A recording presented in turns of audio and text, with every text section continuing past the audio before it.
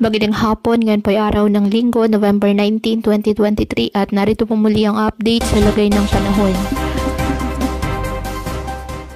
Malaking bahagi po ng ating bansa ang makakaranas ng mga pag-ulan dahil pa rin po sa pinagsamang epekto ng low pressure area na nasa silangan ng Surigao at ang epekto po ng shoreline at ng northeast monsoon.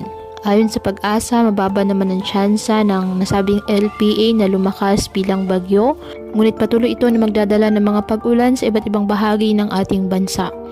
Sa ngayon, nakaka-apekto ang shoreline sa eastern section ng Visayas at northeast monsoon sa Luzon.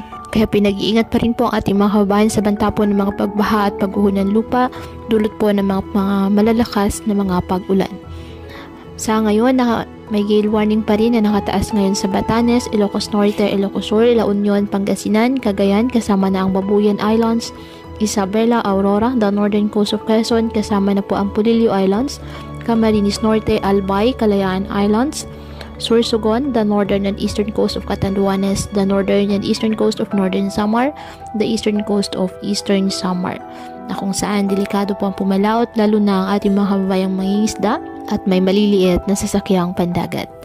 Ngayong araw, dahil po sa shoreline at trough ng low pressure area, ang Masbate, Sorsogon, Visayas, Northern Mindanao, Caraga at Davao Region, asahan ang maulap na kalangitan na may kalat-kalat na pag-ulan at thunderstorms.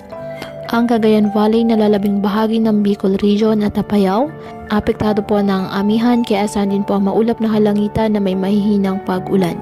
Ang Metro Manila at nalalabing bahagi ng Luzon, bahagyang maulap hanggang sa maulap na halangitan with isolated light rains dahil pa rin po sa northeast monsoon.